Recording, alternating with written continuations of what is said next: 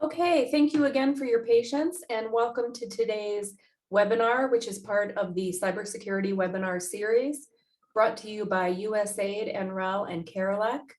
And today we'll be talking about cybersecurity technical controls for utility OT and Scada. So just a few housekeeping items before we get started. For those of you who are not familiar with Zoom webinar, you will be automatically muted during the presentation portion of the webinar. And if you have any comments or questions during this part, please feel free to put them in the chat box.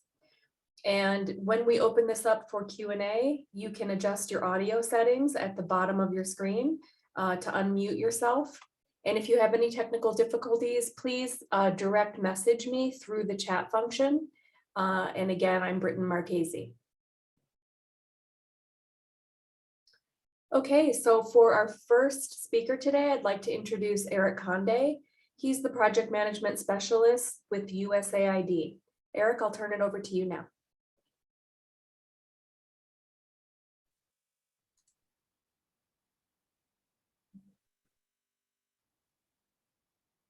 Thank you, Britton, and all for joining today's session. Can you see me and hear me okay? Yes, we sure can. Oh, great. So good morning, everyone, and thank you for joining this webinar series. And on behalf of the United States Agency for International Development, USAID, I welcome you to this important webinar series on cybersecurity technical controls for utility operational technology and industrial control systems.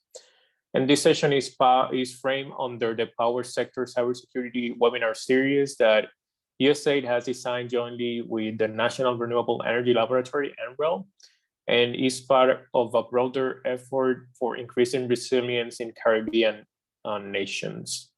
We also thank CARILEC for leading the coordination of this webinar series and other partners who, with the work, support advancing energy systems in the region. I can add energéticos.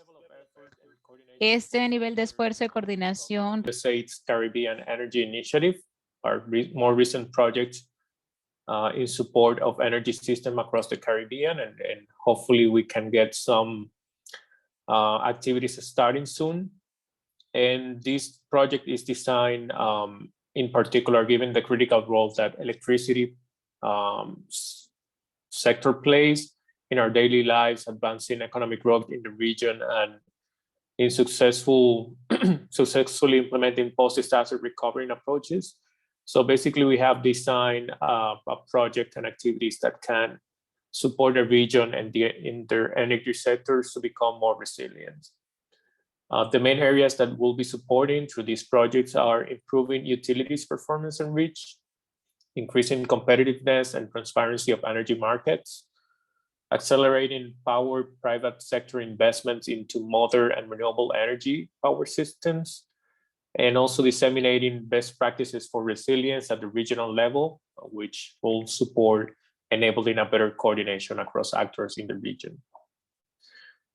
Also, in the current context and the globalized world that we live in, is pretty important to understand the gaps and threats to our systems, whether physical or virtual, cyber as we usually call it, and the ones that have been exacerbated with COVID-19 impacts. And this includes reviewing past attacks to our networks, assessing potential impacts to cyber vulnerability of our systems, and learning what our options are to better adapt and respond to overcome the challenges that are presented. It is also pretty important to prepare responses in advance to understand, to reduce risks and impacts related to malign exposures.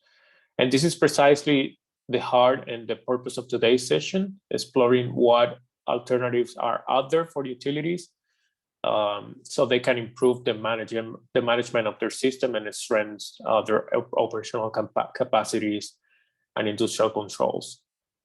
I can also add, and please see the slide, that this webinar series is complemented with an extraordinary set of technical tools and resources available in different platforms, such as the Resilient Energy platforms. And you can see the links and the information in this slide. And this platform, luckily, is managed by NREL, and provides expert resources, training materials, and tools to enhance power sector resilience. It also allows decision makers to assess power sector vulnerabilities, identify resilient solutions, and make more informed decisions to enhance power sector resilience at all scales. So thank you again for joining today, and we look forward to collaborating with most of you in the future to advance our collective goals of building resilience in our energy system. So thank you all. Thank you for joining and welcome. Thank you so much, Eric. And now I would like to turn it over to Dr. Cletus Burton, who is the Executive Director of CARILEC. Good morning, and thank you so much. It's truly a pleasure to be with you this morning, once again in this very exciting series. Just for a few words of background information to any participants who may not be aware of the regional association called CARILEC. First of all, we are an association in existence for just about 32 years now, representing the electric energy solution providers in the Caribbean region. And that would be in the English-speaking, Dutch, and French-speaking Caribbean territories, from as far north as Bermuda and Bahamas, down to the South American continent, Guyana and Suriname, and across to Central America, Belize. And we do have a couple Spanish-speaking utilities, one in Honduras, Rotan, and Punta Cana in Domrep. But for the main, our membership would be in the English, French, and Dutch-speaking Caribbean.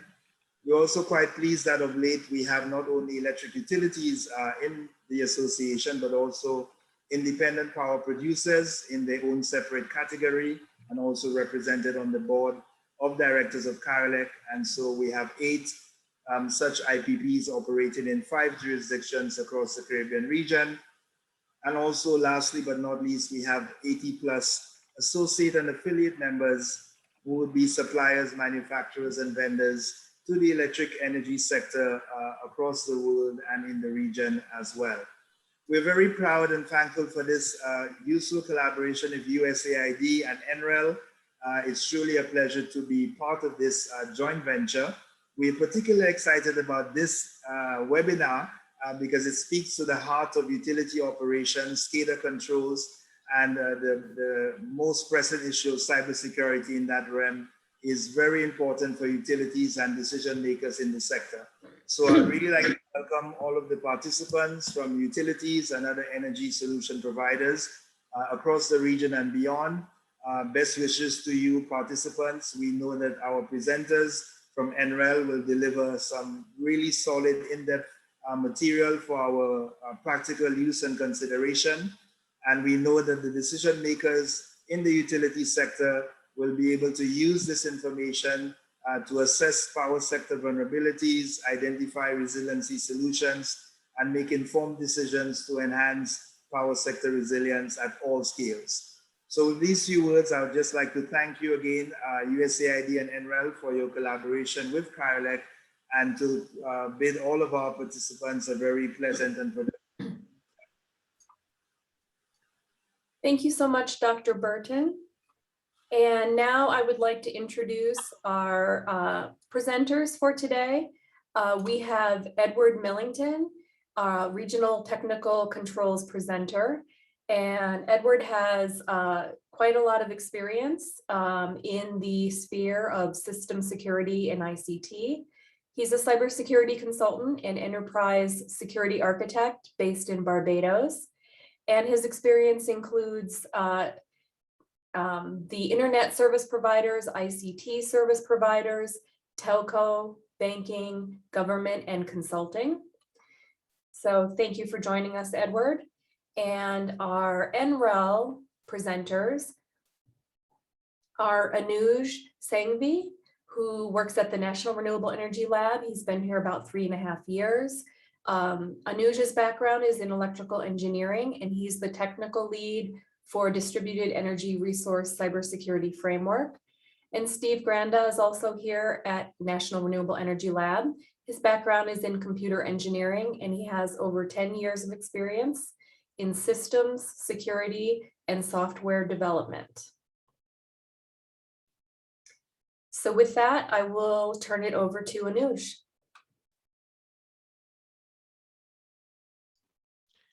Thank you, Ritten. Hope my audio is coming okay. It sure is. So let's get started. Thanks. Let's get started for today's webinar.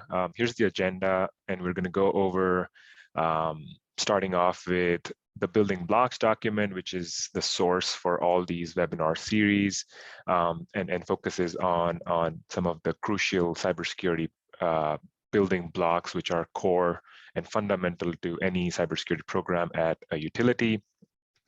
Then we're going to go and understand some of the controls that go around these building blocks, diving deeper into the technical controls.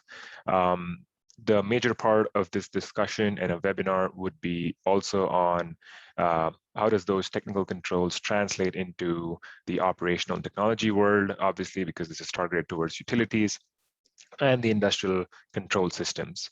There is a special emphasis on Scada cybersecurity, and we're going to get into the reasons behind that, of course. So let's advance the slides and get into it. Here's the document that I was mentioning. So power sector cybersecurity building blocks. We published this document not too long ago, and I'd like to introduce this document as the fundamental document that lays out some of the crucial elements of a well-rounded cybersecurity program for utilities, and it emphasizes on strengthening each of those building blocks. As we've seen a tremendous amount of cybersecurity incidents all across the industry, varying from ransomware, data breaches, and there are also multiple initiatives to counter them. And through this document, I'd like to focus the seriousness and of the consequences when it does come to power generation, transmission, and distribution entities. The impacts of a cyber attack on utilities can be anything from disrupted services or loss of life, right? And these building blocks are fundamental elements of developing a strong cybersecurity program and keeping it improving, right? So all of the associated processes are an ongoing process. We've all heard cybersecurity is not a destination, it's an ongoing effort, and you have to keep on improving those processes.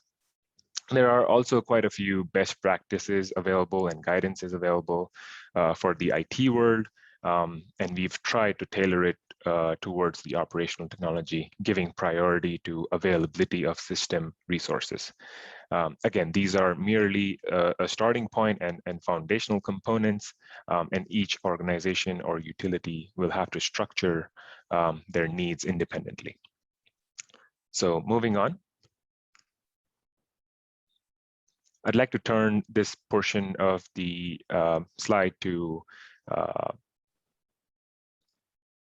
Edward, and he's going to go over the importance of a strong cybersecurity governance program and its impact on these technical controls that we're going to get into in a little bit here.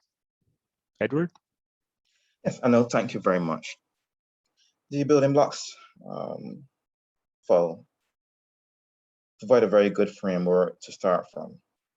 And in any operations, especially at this level, the energy sector would need to really implement a good, strong governance program. And in our field, we call it Information Security Governance Program.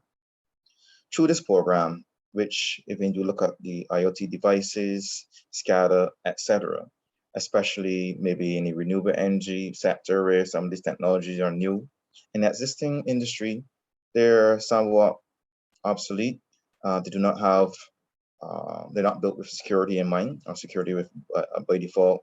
So therefore, performing a risk-based approach, in other words, when you look at the risks of your operations, where your IoT is deployed, who can access them both physically and virtually, looking at that risk is going to be extremely important. Having also a very good program means then that you're going to drive policies. You're going to have a very good organization security policy or policies development in that particular case.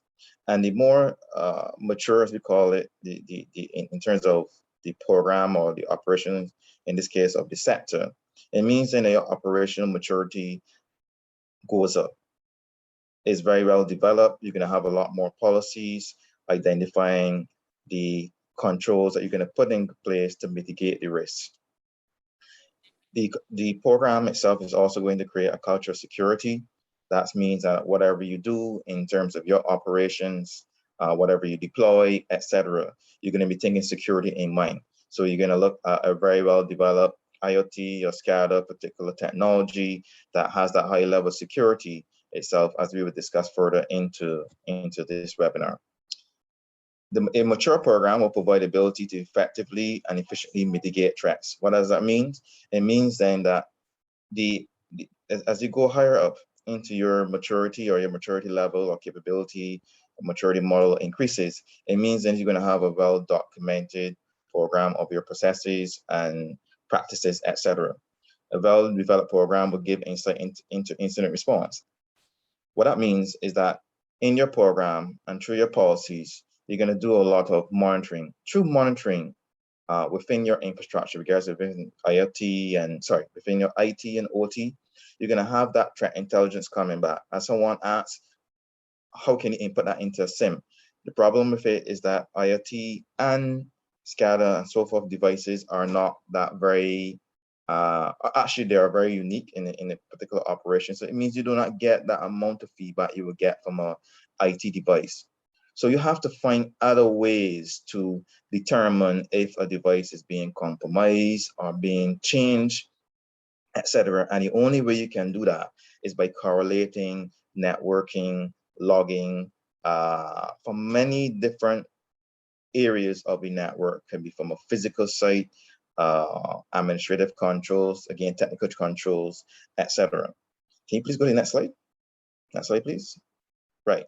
So the business maturity and its good governance, especially in relation to the operation of your governance program, creating that nice security governance, information security governance program. So we are looking at something called the CMMC. That is the Cybersecurity Maturity Model Certification. It is a nice framework as you create your policies. You know, they need to reflect in something. So you can either use NIST, from the Caribbean, you have the NIST, you have the European, and maybe ISO, etc. So in this particular framework, it gives business, especially executives, a level of understanding where within the maturity model things are. And this is also reflected in the business model. So in developing and securing those or implementing those technical controls, which are the security controls, level 2 plus, anywhere around level 2 to level 3, we are defining the information security governance program. In other words, we are documenting your processes. So instead of you deploying these devices and making changes, you are now documenting, you're now managing those changes, those implementation, procurements, etc., a little bit more thoughtful within the business. In other words, very good cybersecurity hygiene. We also look at the processes and practices operating at level 3 and above, which means then that when we start implementing those necessary technical controls, representing a mapping within the CMMC framework, etc., it means then that we are doing a lot more than usual. So in other words, we are looking to secure those IoT systems a little bit more critically. In other words, more monitoring, less default passwords. If the default passwords that cannot be changed, how can you mitigate that? More multi-factor authentication, more cameras, more threat intelligence, etc., etc. May I ask if anyone have any questions that they may want to ask before we move on to the next slide and speaker?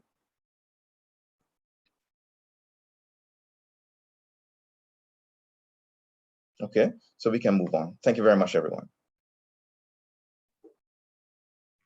Hey folks, so thanks Edward. Switching gears a bit, you've heard of some of the cybersecurity building blocks leading to good governance from Edward just now, but we'll pivot now into some of the examples on risk controls outlined by the Certified Information Systems Security Professional or CISSP curriculum. Next slide, please. So let's start talking about different types of controls. So the CISSP curriculum breaks down different types of controls into physical, technical, and administrative. These various types of controls are generally categorized into directive, preventative, detective, corrective, and recovery. Edward, who also holds a CISSP. Edward también dice que CSIP mencionó algunos de los conceptos de políticas y gobernanza. No tenemos la columna directa aquí el día de hoy, pero vamos a enfocarnos más en esta parte de la presentación, en algunas de las implementaciones físicas de la misma. Pero en la hoja de ruta, we want to deploy technologies and process that are, again, directive, that are basically a guideline and rules on behavior. Preventative, which discourages individuals from violating policies. Detective, which detects attempts at bypassing or preventative measures. Corrective, which deals with incidents that are detected. And recovery, so restoring a baseline after a security incident or something like hacking or malware or ransomware. And Edward, I think you've seen a few variations of this on the model as well. It seems like there's a lot of different variations I've seen based on the CISSP, but there's probably more than one section than the ones that I've mentioned between directive, preventative, detective, corrective, and recovery. Today, we're going to mainly focus on technical controls. Next slide, please. So we're going to talk a little bit about technical controls in this next section and some common scenarios that you'll probably see. Next slide. So again, looking back at that table from that previous slide, here's some example technologies to kind of guide you into some of the technical controls. Some of the technology is going to help protect your organization or help mitigate risk. It's no mystery that these days that attackers can come in through different means, be it a network, an infected vendor device, plain old sneaker net with like a malicious USB drop. puede ser una caída USB maliciosa.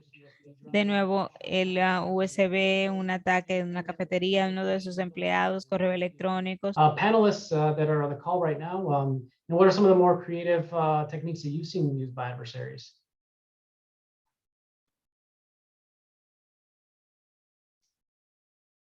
So one thing I'd like to say is, so going back to this preventative, detective, corrective, and recovery categories that you're seeing right here. So for the preventative, again, it's to discourage individuals from violating policies. We can generally prevent this behavior by using firewalls, encryption to limit access to both network and other resources.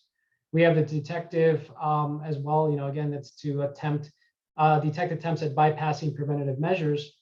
And traffic monitoring is a great example to detect unauthorized access, especially with using an IDS system or intrusion detection system or honeypots basically as deployment as a soft target. For corrective, again, we have, how do you deal with incidents that are detective? Generally you'll have something dealing with user device termination, which follows some of the organizational governance that Edward was mentioning a little bit before. We can also use this to correct holes in our network with patching or updates.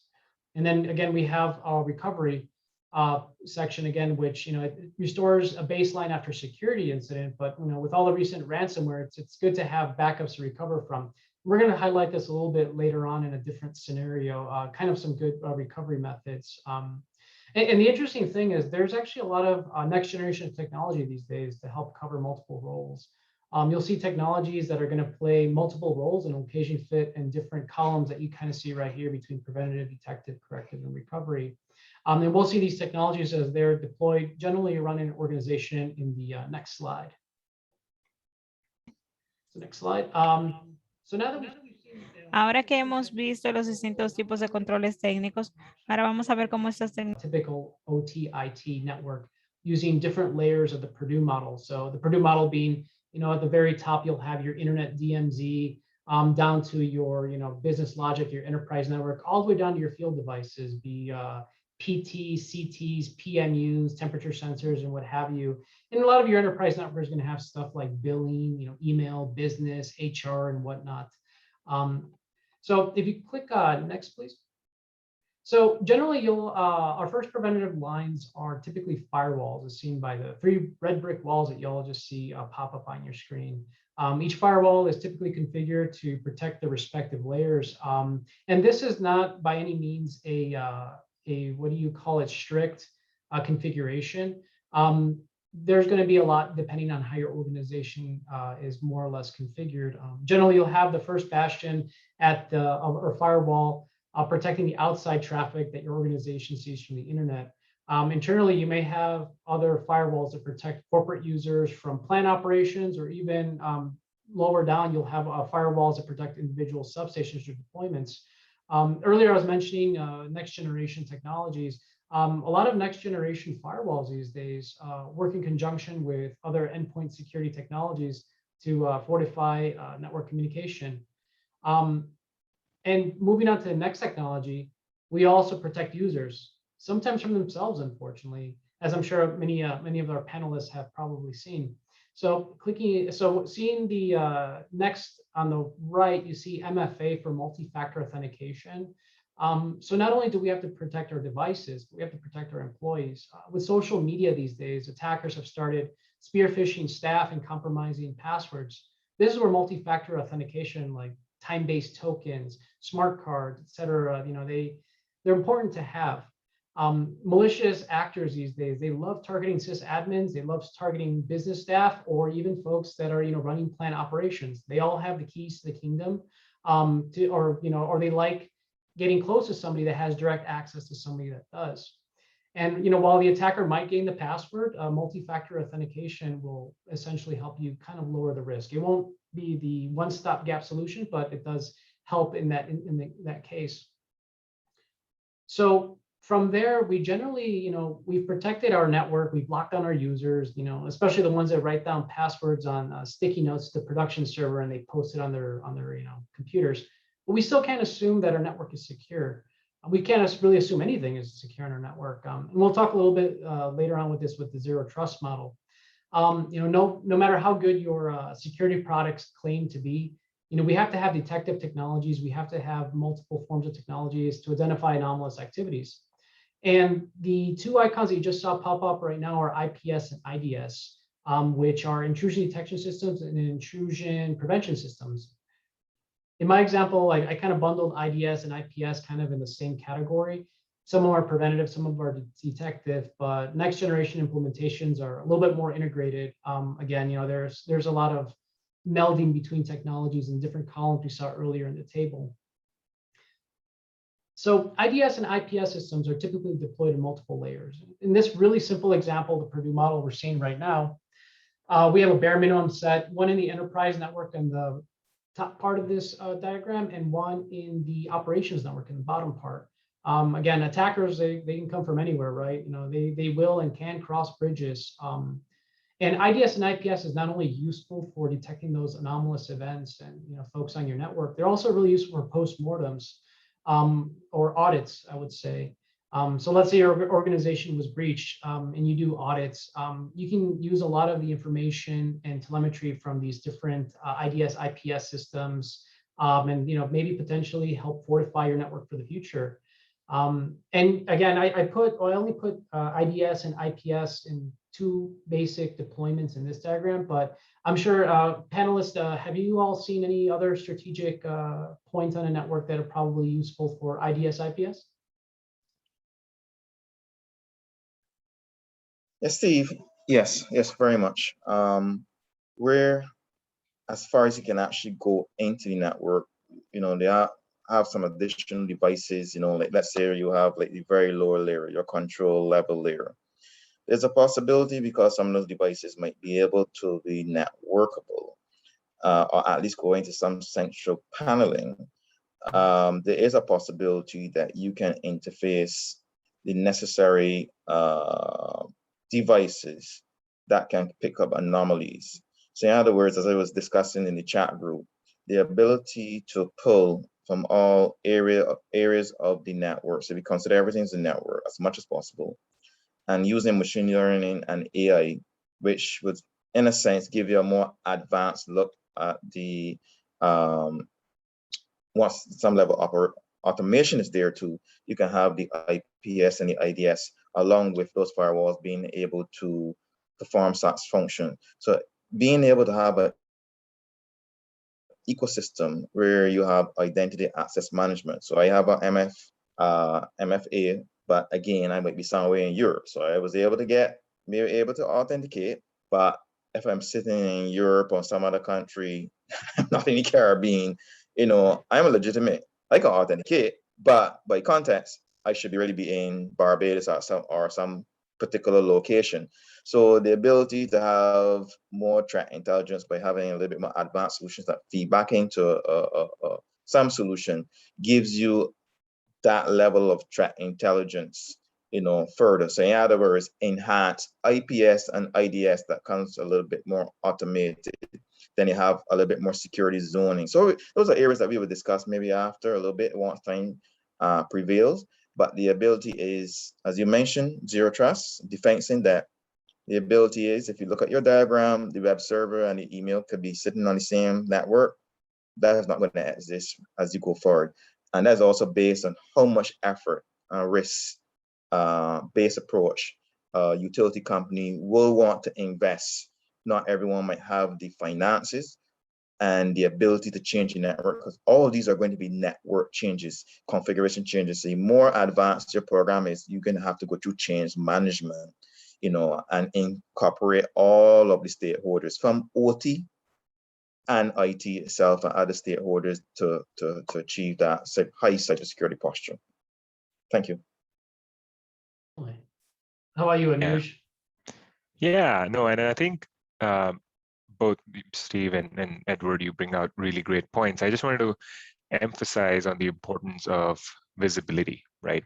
So when it does come to your operational technology devices, oftentimes you've seen there's a lack of visibility amongst, I have thousands of meters, I have thousands of PLCs trying to control systems, trying to monitor systems,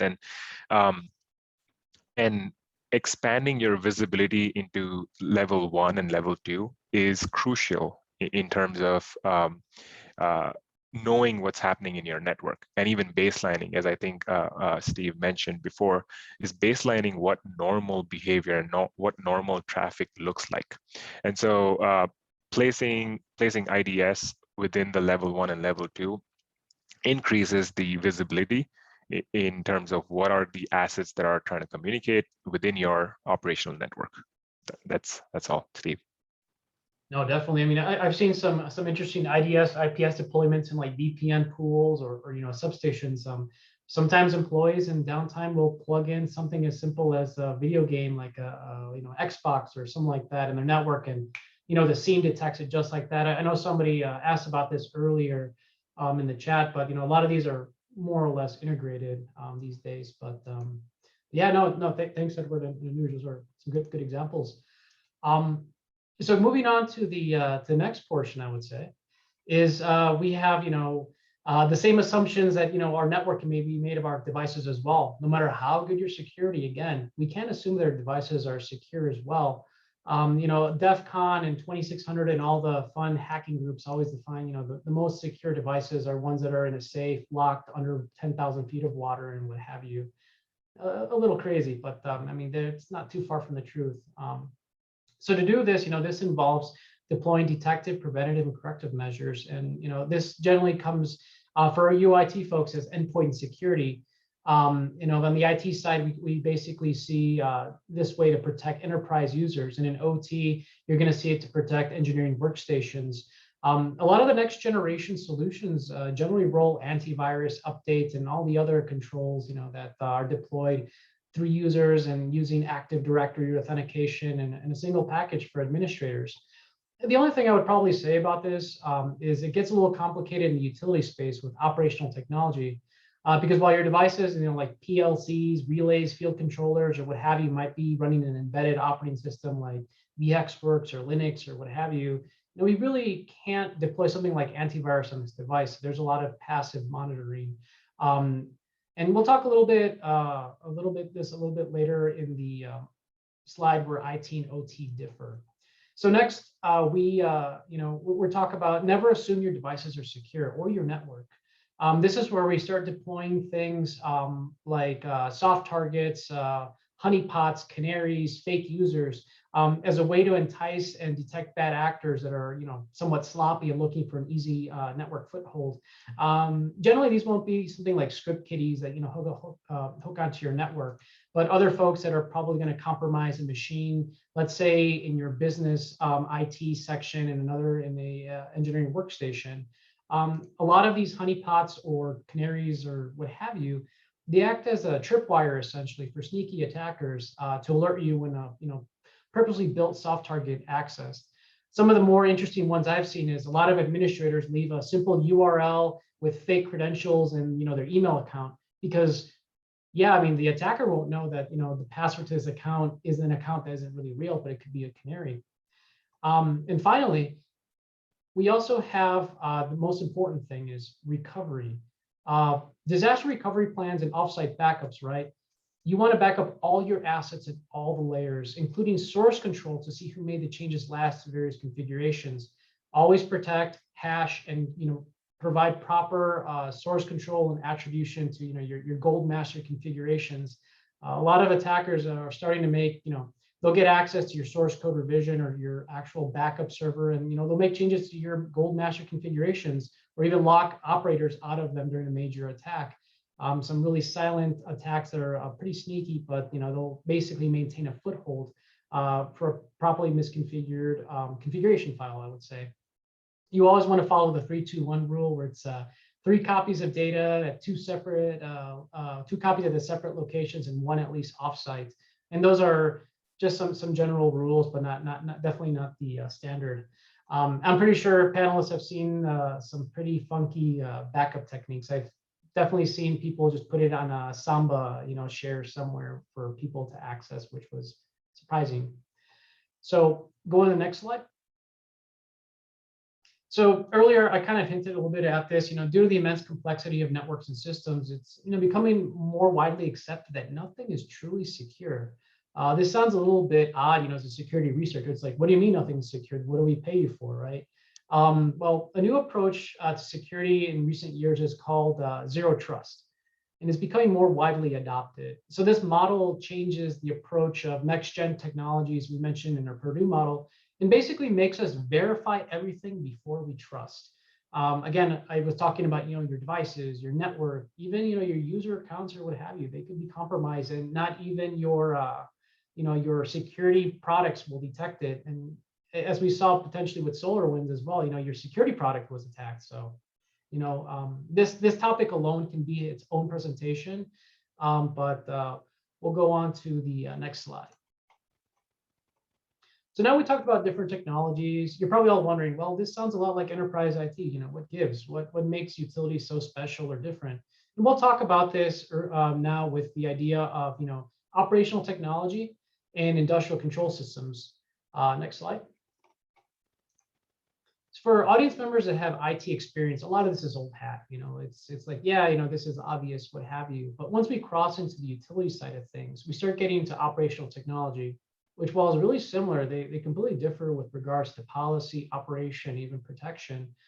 Most general cases for IT revolve around the business and enterprise, but OT itself lends itself to like operations at the plant level, which, if anything, in the IT world, oh, your server crashes. Well, you may lose revenue, you may lose access to a portal, but in the OT environment, this could be, life issues. It could be hazardous consequences, potentially to a hospital, or with some kind of incorrect operation like a relay or a breaker opening randomly or tripping.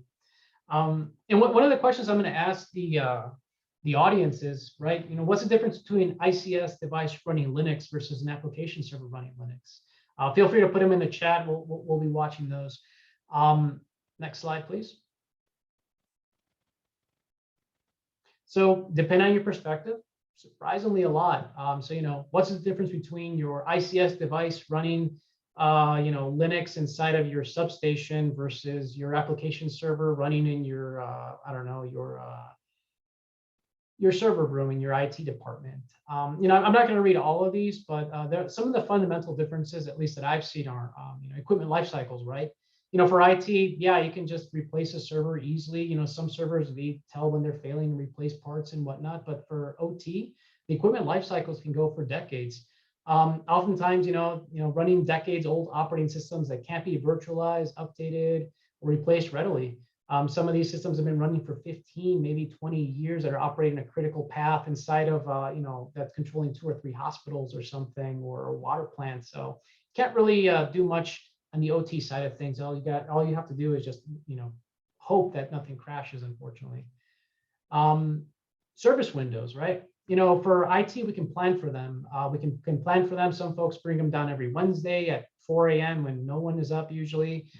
But for OT, unfortunately, it's non-existent. Only for some emergencies or critical paths, or maybe, you know, like a hurricane or something comes in.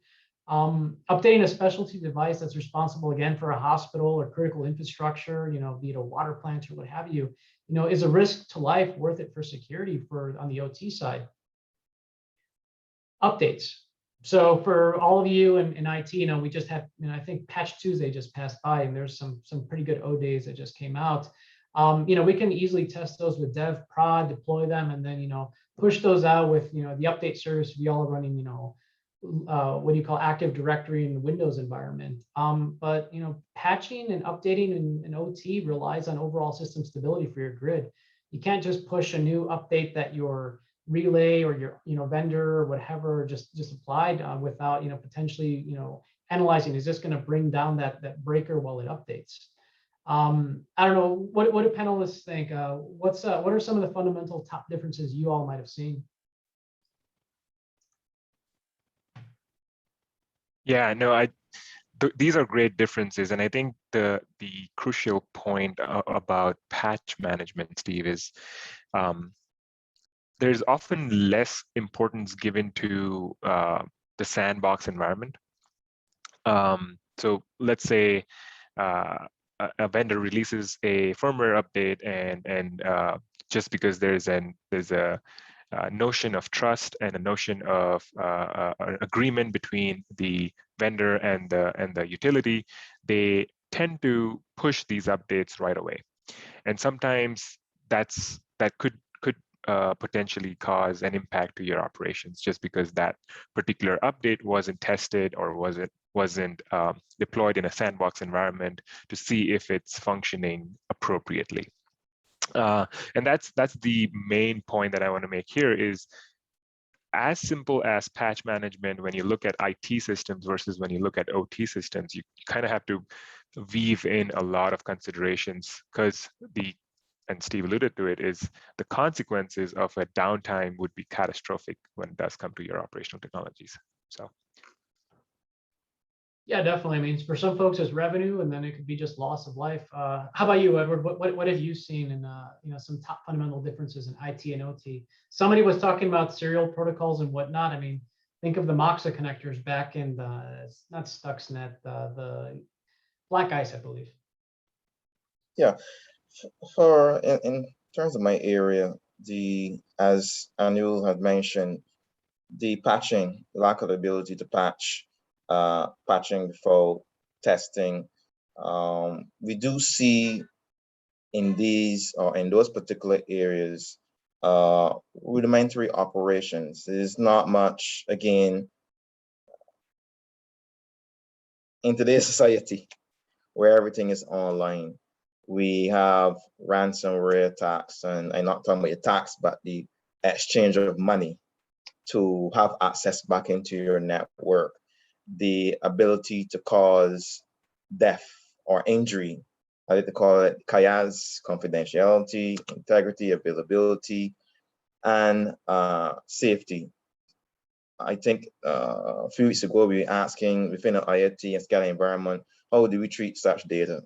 And we want to say confidential, because some of the data can be very critical in operations and actually says what it can do. So I would say that what I find in these two technologies is the level of governance. IT has some high level of governance and process and practices already there, and OT is developing. And I'm thinking that both stakeholders need to operate together. IT cannot enforce on OT and OT cannot enforce on IT, but they need to have that collaborative operation. And I think that the document y'all have released provide the necessary framework and the awareness to say, hey, let us build this thing together. You know, I think say I can't monitor you, but how can you monitor? You know, the gentleman asks, you know, about serial.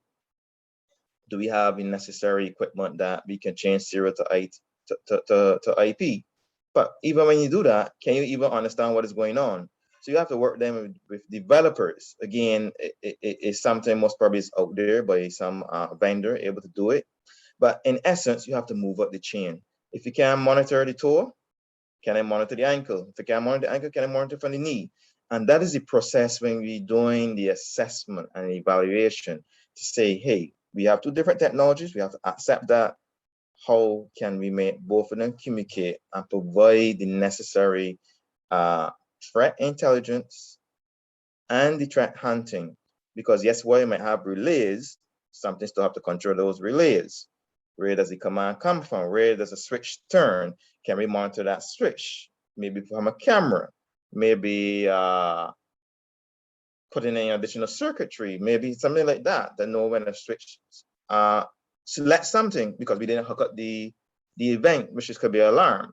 So these are some of the things that IT needs to help OT and also understanding IT is different, but we're gonna give you a scaled down process as much as possible to bring up that level of maturity operation within the OT itself. Thanks very much. No, thanks, Edward. And he brings up a really relevant point. I mean, you're looking at distributed energy resources and all the different next generation technologies. The borders between IT and OT are they're slowly becoming a bit more blurred. I alluded a little bit earlier with some of the next generation technologies being deployed are more or less sharing a lot of the similar roles. And kind of going to the next slide, we talked a little bit about IT. So if you hit next. And then we also talked about OT. When you hit next. So again, these are the two different sides of the coin, right? You have all the business logic on top and the plant operations on the bottom and the substations. Where do they all converge, right? How are they all similar, right? So IT and OT, they share processes, they share boundaries, users, networks, data. They share a lot of data between each other for communicating. How much power is generation capacities at the lower up to the to the business logic folks and what have you, and the utility landscape and what have you. They also share attacks, right? One of the interesting things is, right, you see these two boundaries where like enterprise information technology and utility operational technology. A lot of folks are like, let's just air gap it, but unfortunately, air gapping doesn't really work these days. Air gapping will not protect vulnerable equipment or network boundaries. You really can't separate IT and OT at the DMZ anymore, at least physically. And we'll kind of talk a little bit about attacks kind of in the next slide, kind of outline, kind of nail the point home. Steve, can I mention something here? Oh yeah, go for it, Yeah, in the previous slides, you would have highlighted the enterprise, the IT and the OT. And obviously OT is connect back in and, maybe a vendor might have, an actor might have the ability to maybe jump from OT into the IT to compromise the network. At the present moment, it's the other way around right now. So the ability to, in all the workstations and servers and those control units that run some level of good operating system where you can deploy, we have stuff like EDR, being able to detect the behavioral analysis within the particular environment of a threat coming in, those lateral movements, those strange behavior. But what a lot of work is now going into, like the next generation firewalls now have the ability now to deploy within some level within the OT infrastructure, understanding those protocols, etc. But there's a lot of work still needs to be done to train their machine, those who want to deploy and go further into using machine learning and AI to understand the technical operations of OT devices, because in IT is easy. We know when something is going wrong. In the OT, having that baseline is very critical, working with the stakeholders in OT so that that programming or that designing or that enhancement of that network, the boundaries or the operations, if you collaborate everything into one, is that you understand when there is a threat within your OT network itself. Thanks. Exactly. And we'll talk a little bit about that in the next slide now. So cool, we've talked about IT, OT, their boundaries, where they converge, how they share things, and kind of where it's moving in the landscape, where these different approaches are kind of changing how we look at IT and OT and separating them, and how they're being blurred, the lines between them. So these are some of the attacks in recent years. I'm sure you all have heard about the Stuxnet ad nauseum and all these different things. So moving from left to right on this chart, they become scarier as we go, as we progress. With Stuxnet, was very stealthy, reported false data to process controllers to make it look like operations were normal. Go into black energy. We have, leverage fairly traditional attack methodologies. Indestroyer was a little more sophisticated with command and control infrastructure, leveraging protocol weaknesses. Trisys, they targeted safety instrumentation, their safety instrumentation system, which is pretty murderous. I mean, earlier Edward was talking about CAIS, and that safety aspect, that's a really big thing, especially in OT. And we were talking about IT, OT, and these different boundaries. Compromised OT can reach IT. Your vendor comes in with a laptop that's compromised and an air gap generator or what have you during a firmware update. That is very possible to jump into your IT environment from a really sophisticated state actor. And IT can also compromise OT. I'm sure y'all have probably heard of the Colonial Pipeline attack recently, where they had to do a precautionary shutdown after a phishing email in IT got inside the IT side of the network. It didn't do anything to the OT network, but it was still shut down just in case, because the loss of production and whatnot down the line.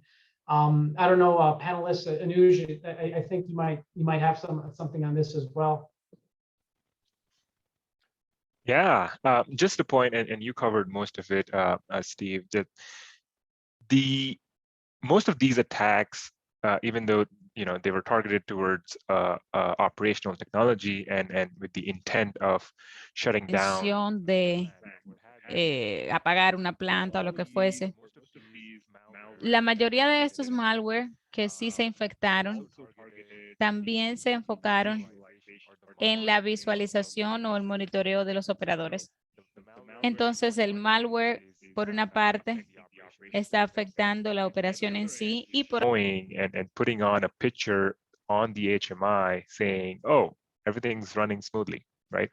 And that's the main problem, and that's what the importance of Scada arises, and we'll get into it in a slide or two here. But Scada systems, because they have the capability and they're complex enough into monitoring as well as controlling your end devices. And so the common picture that I want to paint here for all these types of attacks is it's not only the malware which is affecting the operations, it's also what the operator is shown. And we kind of want to pay attention to that. Queremos más o menos pues prestar atención a eso. Déjeme agregar, como mencionamos, la mayoría de los ataques ETI. Recientemente vimos un término que se llama cadena de suministro, otros suplidores, de nuevo, un hardware que se libere, firmware como se mencionó, los parches, etcétera. Cuando se ve con claridad cómo TI, ahí es donde IT tiene que desarrollarse muy bien por esta conexión. IT es lo que está conectado, aunque OT todavía dependerá de la infraestructura antes de conectarse a Internet.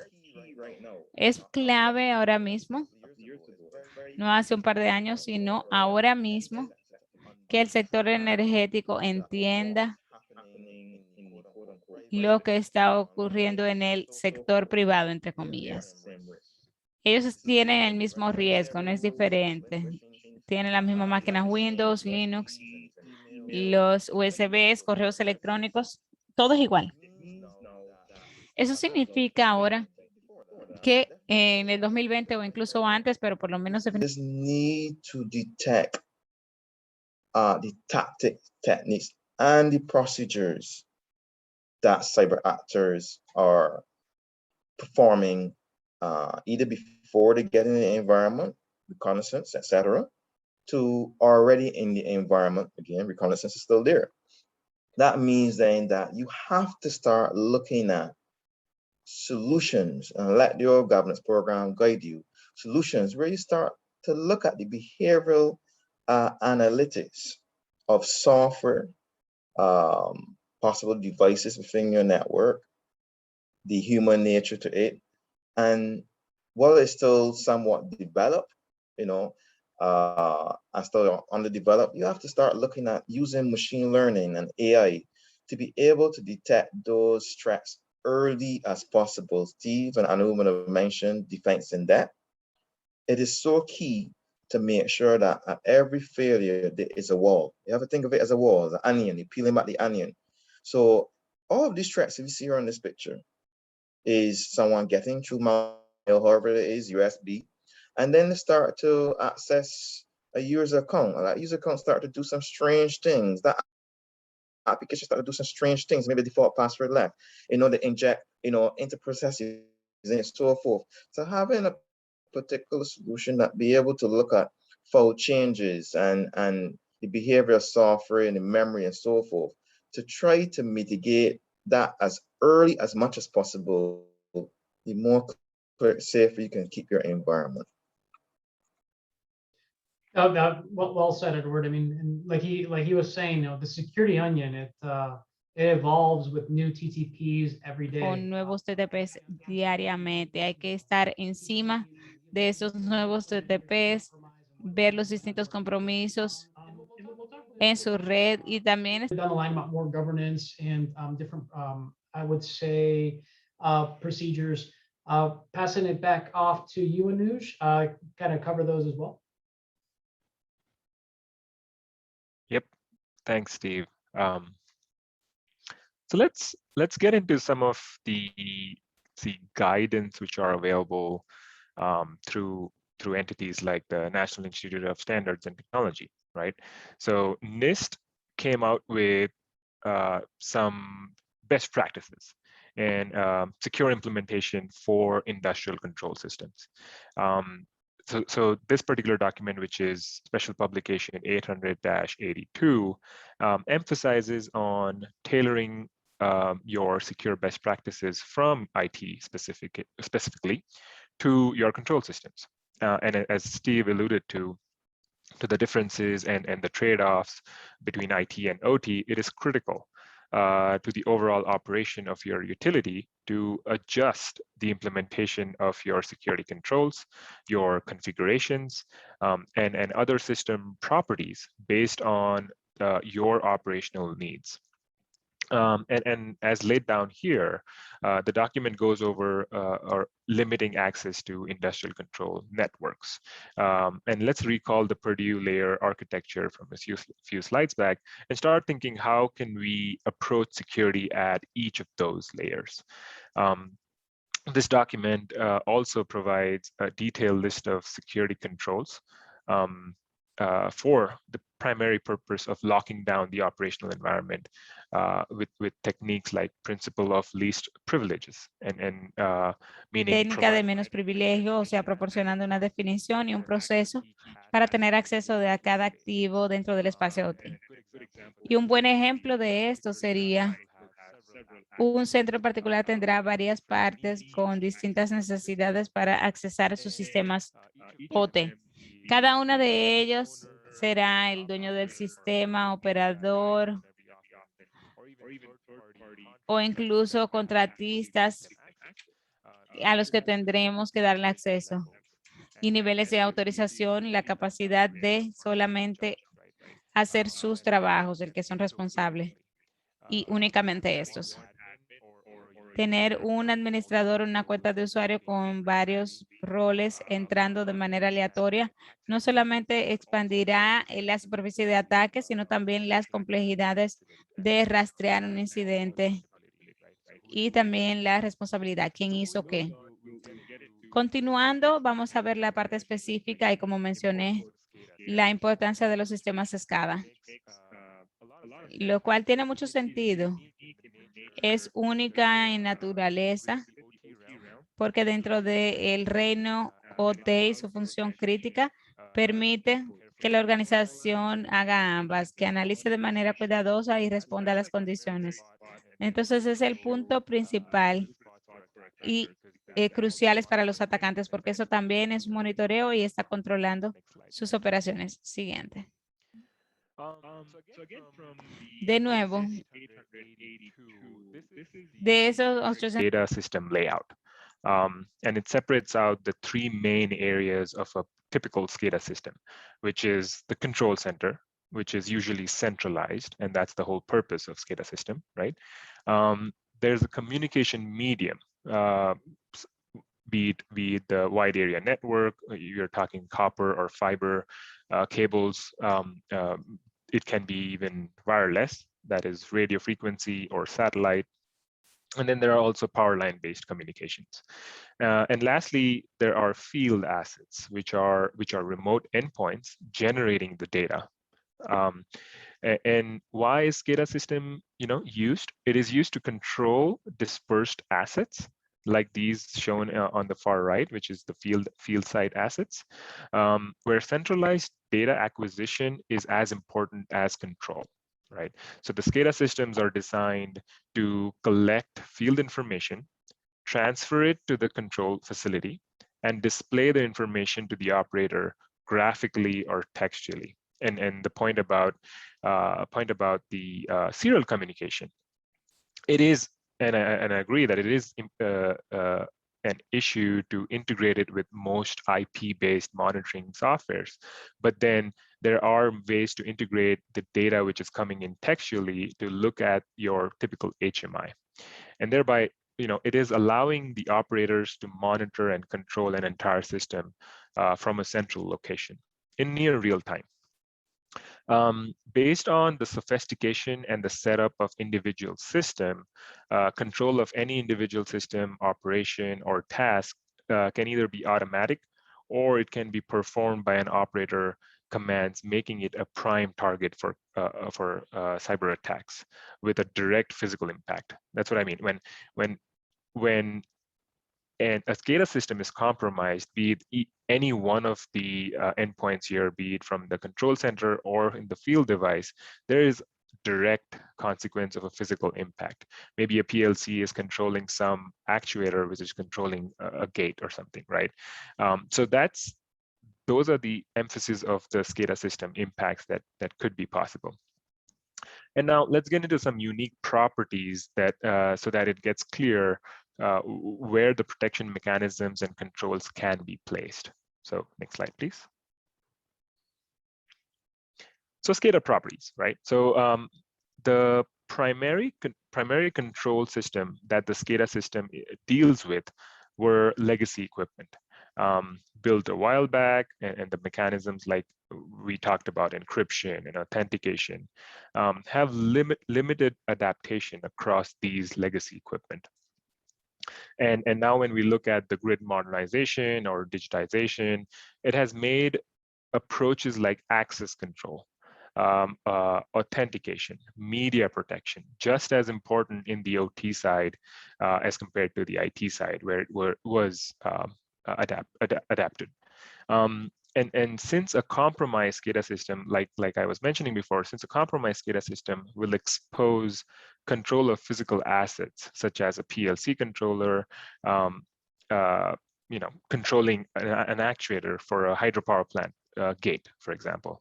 It is critical to address attacks such as communication leaks through sniffing, man-in-the-middle attacks, and manipulation of command and control messages.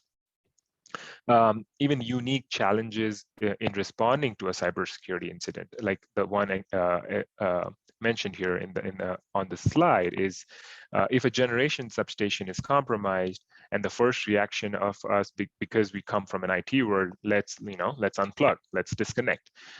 Doing that is only gonna cause more issues in the OT world, because the plant is not only dependent on the bigger generation plant, but also like the associated generation plants and associated customers who are relying on that plant operation, right? So the typical approach of just unplugging might not be effective in areas of a utility being controlled. Hello? Yeah, Edward, go ahead. I think at this point,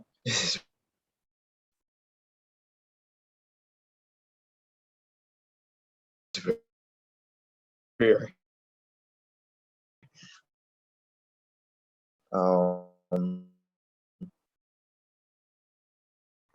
if it's a situation that you can't get the actor out and information is changed, what's your next step? So I just want to add here that the OT, incident response plan, or the program is going to be somewhat different than IT and has to be developed, including the risks, what it means to shut down a whole station. At what point do I come to that particular point, as we as the end sector now face more and critical attacks than they ever use, as time goes on. Definitely. All right, so let's advance to the next slide. So this brings us to some of the best practices that we can start looking into after this webinar, and which also prompts certain technical controls that for us to start implementing. As basic as application specific firewall rules, and Steve and Edward talked about some of the next gen firewalls. They are coming in with inbuilt features that understand traffic like Modbus traffic, right? So it is crucially important to start looking at those, and that's a good start as well, to look into application specific firewalls. And training your operational environment to be sensitive to DNP3 traffic, for example, looking for unidentified IP addresses, trying to communicate with your control system assets, deploying IDS, and Steve mentioned this point already, but deploying IDS is also going to help you increase your visibility and be it from all the communication which is in your environment. And again, baselining is crucially important. Cannot emphasize it more. Is baselining and having a team just be aware of what normal traffic within their utility space looks like, so that you can start thinking about techniques like whitelisting. So I have only these set of list of IP addresses that I do have to give access just for my operational needs, and I'm going to lock my system down that nobody else other than these IP addresses can communicate, even though there are other means of attacks for that implementation, but that is going to at least be in the direction of limiting the attack surfaces, right? It is always an ongoing effort to be on top of these issues, and the least we can do is conduct periodic assessments. And that's, again, a very important point that I want to bring up here, is doing those periodic assessment, risk assessment, and cybersecurity assessment on your system, on your operational technologies, will help you on the longer run. There is one point that I do want to make here, is that there is resources available, and I'll emphasize on our NREL's Distributed Energy Resources Cybersecurity Framework. It's a tool that we've developed. It is free, it is online, and I can drop a link down in the chat, but that tool basically will get you thinking about what are the basic cybersecurity hygiene for my operational technology environment, and how can I start thinking and build through the action item that it spits out, right? Just being a time check and moving on to the next slide. So we'll get into the recommendations, and I think we're wrapping up here, closing in on wrapping up, is the recommendations, and we all have went through all of these, right? So the strategy would be next gen firewalls, DMZ zone, putting in security policies, and allowing it from the procedural level to impact on the technical controls level. Last but not the least would be the physical security, because there are certain assets that we talked about that are not equipped, not capable of implementing these IT-based security solutions, like encryption, like authentication. We talked about legacy equipment, which don't have certain capabilities, even though they are getting advanced. Most of our grid still operates on legacy equipment. And so when it does come to like these older PLCs, RTUs, remote terminal units, and intelligent electronic devices, so IEDs, not capable of centralized management, they also may have not the security capabilities that other components such as workstation may have. For example, I think Edward mentioned it, like limited password length and character that may be used, but the PLC is only taking certain password which was developed a while back. So most often asset owners physically protect these devices behind fences, locked doors, and cabinets. However, there should also be, they should also have the capability to lock down their configuration. For example, disabling unneeded ports protocol services, restricting access, be it physical or logical, and then even kernel locking, so that no unauthorized user can make any changes which is not intended. Moving on, I think we'll get into the resources that we all talked about, kind of starting on from the Resilient Energy Platform, which is like the first stop for all these webinar series and even the building blocks document. And we've also laid down some of the NIST training, which are available for free. There is NIST special publication 800 series. So when I talked about the 82, that is specialized industrial control system, industrial control system security controls, but then that is based on the 853, which is a bigger document with much more detailed list of security controls that you can look into, tailor it for your needs, particular needs, and make sure your maturity for your cybersecurity increases every time you implement a new control. I think there's one more slide that goes into a lot more resources from which are available obviously for free from ISE, IEC. There is also Department of Homeland Security's specialized defense and depth strategies, and some of it we went through in the recommendations. But these resources and the slides are going to be available to you, but these resources are a great start to implementing some of these technical controls into your utility space. I think that's about it from my end. We will open it up for Q&A at this point. Thanks, Anuj, and thanks to all our panelists for a great presentation. We have about 10 minutes for questions, so you should feel free to either enter those in the chat or Q&A box on Zoom, or you should now be able to unmute yourself and ask a question verbally. So if you raise your hand, you can do that as well. We do have one question in the Q&A related to cookies. Website cookies, are they generally safe? How do they relate to cybersecurity threats, privacy protection, etc.? So maybe Steve, would you want to kick off with that one?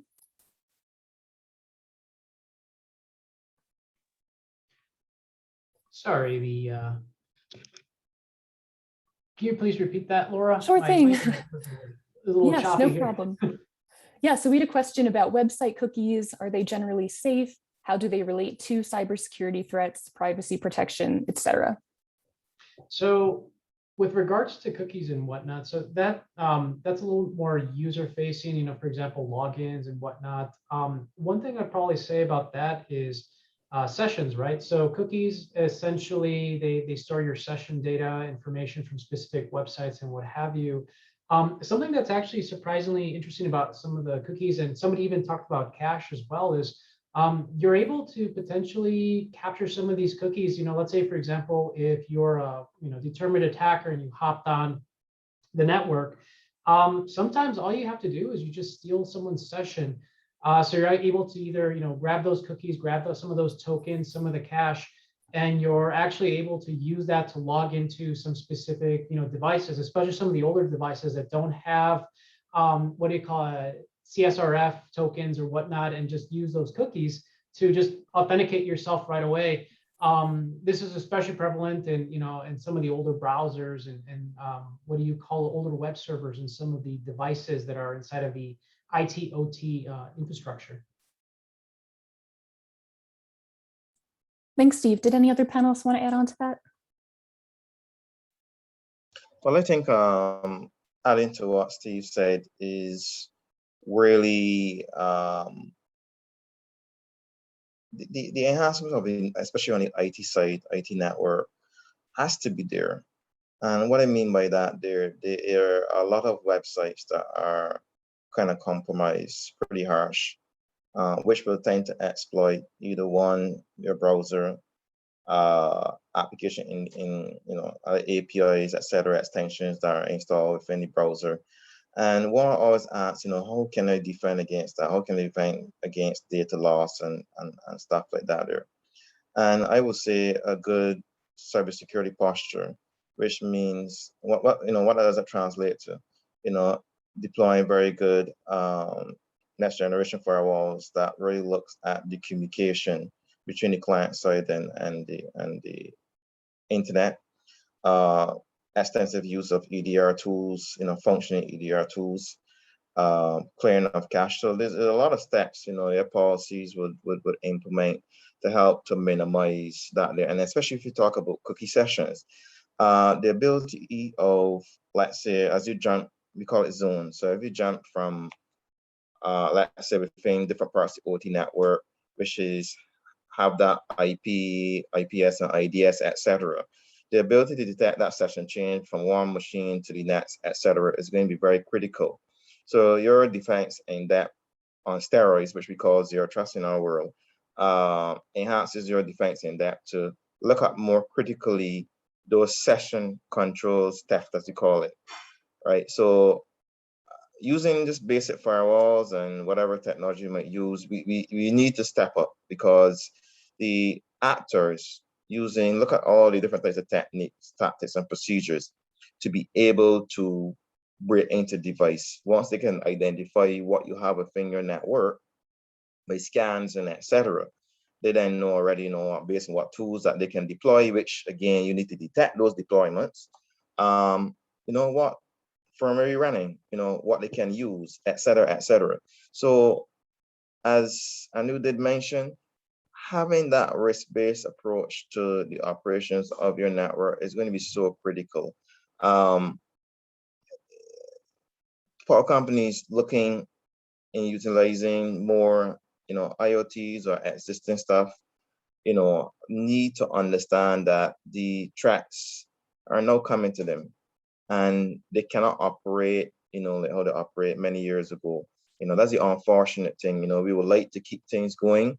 They have always served us for many years, but realistically, there are adversaries that don't seem to care about personal life.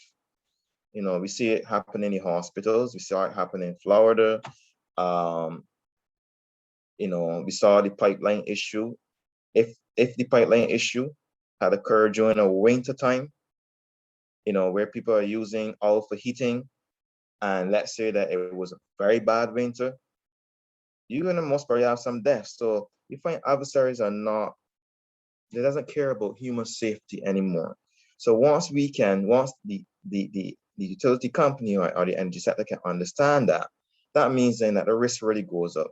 Keeping good, clean electric power and other resources to the public then become key. So public safety should become now their priority. Public safety tends to be, what we would say from government and government policies. Now public safety has entered into the realm of the energy sector. Great, thank you. We do also have a question here about VPNs and whether they can be malicious to the program, even if the admin is the one accessing it. So I don't know, maybe Anuj, do you want to start off with that one? Sure. Yeah, in the context of a virtual private network, right? So we want to understand what the VPN provides you. So when it does come to certain tunneling features, and in the context of a utility, when we say we are deploying a VPN between my end device and a vendor cloud server, for example.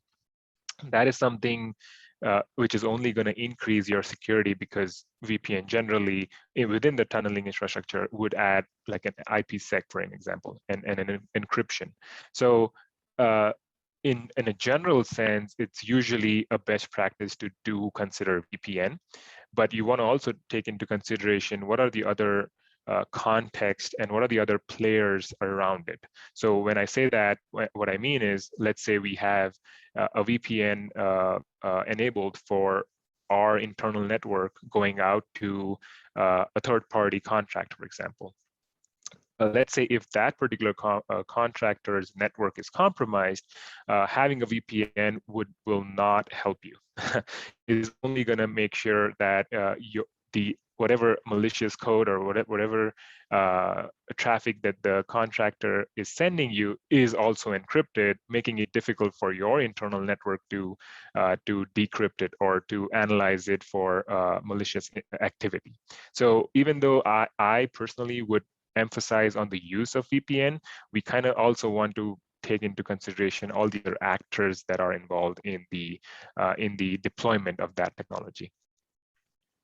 One thing I'd like to talk about that too is Edward talked about this a little bit in previous slides, your different zoning. When your VPN pool, your different users come in, generally they're in an authenticated kind of environment or IP address range, subnet, what have you.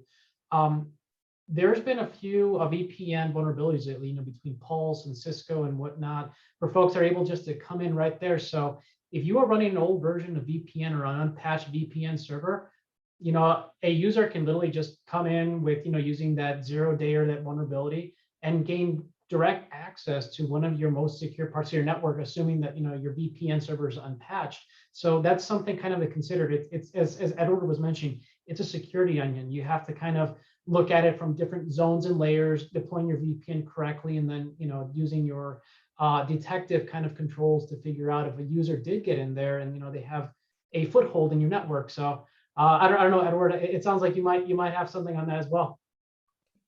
You're speaking everything I was going to say. I like to call it VPN and steroids. You basically said everything for me. I don't know what more I can add. I would go back to what you were saying. There are a lot of VPN risks. There are a lot of exploits going on. So you can actually getting sometimes with folks not even being authenticated. And again, depending on what solution you use, sometimes you might not get an update very quickly to mitigate that until you upgrade. So again, governance, what's the patch program, etc. Then how do you authenticate users? You mentioned defense in that. You use a term where it's maybe new for everyone, zero trust. A person comes in, where are they allowed to go? Can you assign areas? So if you have your zoning, let's say you can think of your toes and your whole body, all your parts as sectors.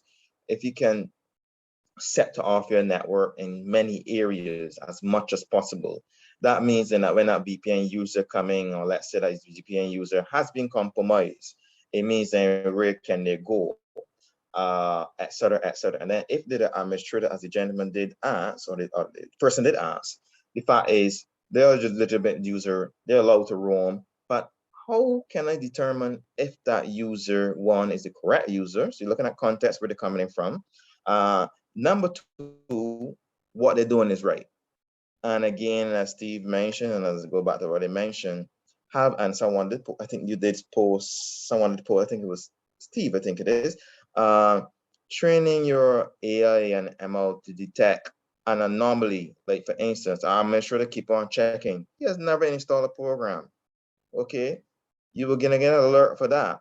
A program has been installed, or he never elevates a user or elevate a service to do something, but all of a sudden, seeing that elevation of a piece of software, username, or service.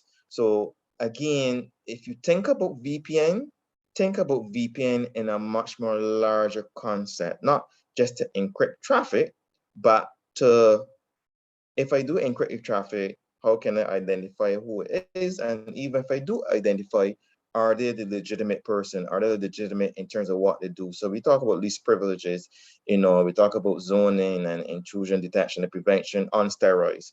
It goes now beyond outside of hardware, you now have to use ML and AI, and the list really goes on. So again, if you're going to use some of those technology to bring remote users in, have a detailed cybersecurity program, a detailed security policy, just working with that, and have input from persons within the field, cybersecurity experts, et cetera, even go back to the resilient NG forum and request those tools and resources to say, look, we want to do this here. Can you give us any insight? Ask those questions. Thanks, Edward. That's actually a great segue as we start to wrap up. We're up against time, so just some quick closing thoughts. The first being that the USAID-NREL partnership is here to help. We can help in a variety of ways, from presentations for utilities to one-on-one technical assistance, and you can visit our website to access these resources and learn a bit more. And you can also access a recording of this webinar presentation by our website that'll be uploaded in a few weeks likely. And there's also some contact information here if you have any questions you'd like to ask the panelists or our staff. And then here you'll see a list of upcoming webinars in the series. So we'll be covering regulatory compliance, risk management, and IT network security over the next few months. In March 2022, we're going to be hosting a cybersecurity forum with USAID and CARILEC. And to learn more about these and keep up to date with cybersecurity events, you should join our USAID-NREL partnership newsletter. And there's a link here for that. So with that, I just want to thank everyone very much for joining. Thank you to our panelists for a really great presentation and engaging discussion. Thanks a lot. We really appreciate it.